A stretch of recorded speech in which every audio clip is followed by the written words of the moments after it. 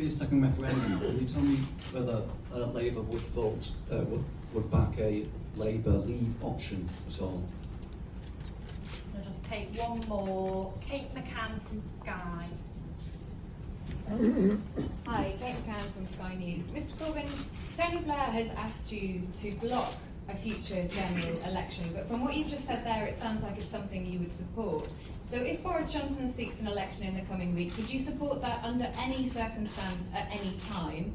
And if I may, is a vote of no confidence still on the table, and if so, when? Thank you. Okay, thanks for those two questions.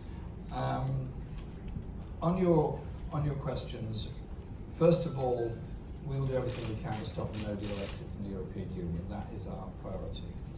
The vote of no confidence is very much there on the table. It's not an either or, both options are absolutely there. And we will do everything we can in the coming weeks to prevent a no deal. We want a general election so the people of this country can decide their future.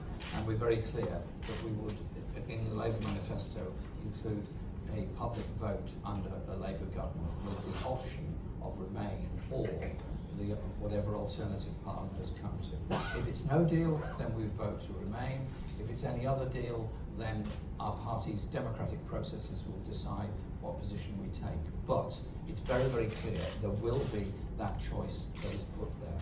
And we'll do everything we can this week to prevent the government actually usurping the power of Parliament and taking this country out on the 31st of October. Okay, we've got Kevin Fitzpatrick from the BBC. Would you back a general election even if it means that we could leave the EU without a deal on October the 31st? And here in the Northwest, in the 10 constituencies with the highest Leave vote, 7 of those currently have Labour MPs. So how would you convince at a general election Leave voting Labour supporters not to abandon the party and be seen to block Brexit? And Kate Proctor from The Guardian. Hi, Mr Corbyn, you've said that you'll try and do anything to block no deal, but does that include working with the Conservatives? So if Conservative rebels this week put down a motion to try and block no deal, would Labour fall behind it? Or is it only the case that you would go for it if it was a Labour, if Labour put the motion forward? Thanks. If I can deal with your question first. I have met the leaders of all of the other opposition parties with the exception of the DUP last week in my office. I provided them with coffee and good quality biscuits, and we drank the coffee and enjoyed the biscuits, and then thanked me for having the meeting. And we had a good discussion about actions that will be taken this week, and that includes, obviously, working all across the House to try to prevent no-deal exit. Remember, Parliament has twice voted down a no-deal exit from the European Union, once by a small majority and secondly by a very large majority. And after that, I wrote to all of the 116 MPs of other parties that voted against no deal, asking them to work with us, and that's exactly what we're doing. And if you can contain your excitement for another 28 hours or so, you'll get a fair idea of exactly what is going to be proposed in Parliament tomorrow. On the issues of people and how they voted in the referendum, I was in George Square in Glasgow on Saturday, and MPs were at demonstrations all over the country, and lots of other demonstrations also took place. People were at those demonstrations who both voted Leave and Remain for two reasons. One, they were very angry about the way the Prime Minister is behaving and his attempt to shut down Parliament to prevent debate and prevent a decision taking place. And also because they are alarmed at the prospects of a no-deal exit.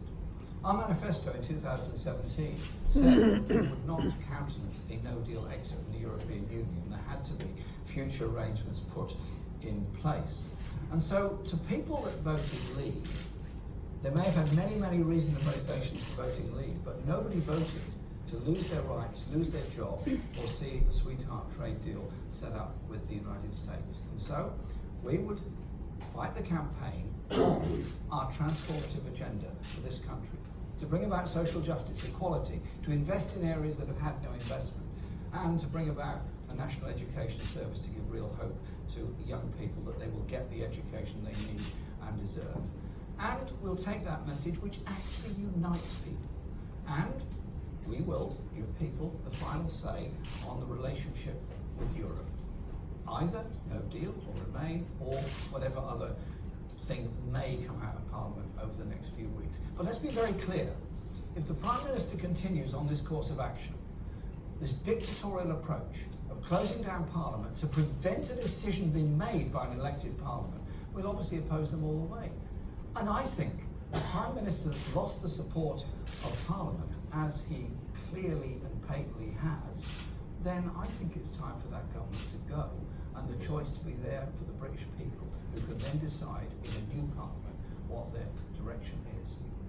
We are determined to defend jobs and living standards all across the UK, and that is my fundamental message today. Okay, we've got Jen Williams from the Manchester Evening News. Hi, yeah, I just wondered whether you thought that maybe Labour had left it a little bit late to be doing the cross-party working that you're doing now, drawing up legislation and so on. And do you think that the party's lack of clarity on its Brexit position has partly contributed to where we are now? And Liz Piper from Reuters. Hiya. Correct me if I'm wrong, because I might well be wrong, but the assumption seems to be that we're going to see some kind of legislative move tomorrow in Parliament. Does this mean that this is basically an admission by Labour that there's really no chance of getting a no confidence motion through this week? First of all, it's not an admission of that at all.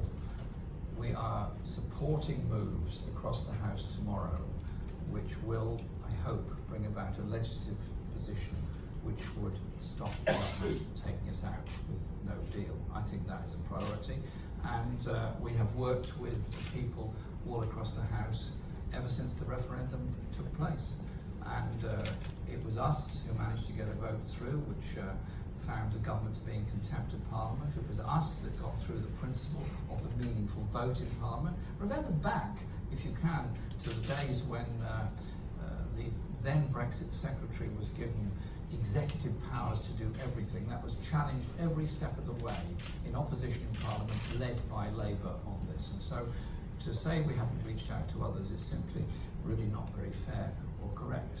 But we are where we are, and we will join with others tomorrow to try and prevent a no-deal exit from the European Union. And our position has been one all along of understanding the decision made in 2016, but also doing our very best as a party, as a movement, to protect jobs and give us the opportunity to invest in areas, many of whom voted Leave, who had seen no investment for 20 or 30 years and seen the loss of good quality, secure jobs in manufacturing replaced by fly-by-night economics, zero-hours contracts and insecurity at the same time as their local authority expenditure has been slashed and all the social infrastructure that makes up our communities destroyed in the process, leading to that sense of hopelessness.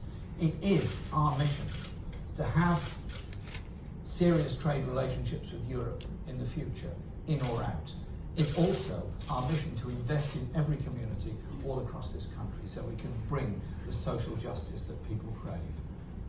A child growing up in any town of this country deserves the same chance as every other child to get a good nursery, a good school, the possibility of training and a good job, not going into debt to get higher education, not going into debt just to survive. We need to address inequality in Britain as well as the lack of investment across this country, and that's exactly what the transformative Labour manifesto in 2017 was offering, and what, whenever the next election comes, we'll offer again, only this time it'll probably be an even bigger manifesto because more disasters have happened to people in this country over the past 2 years.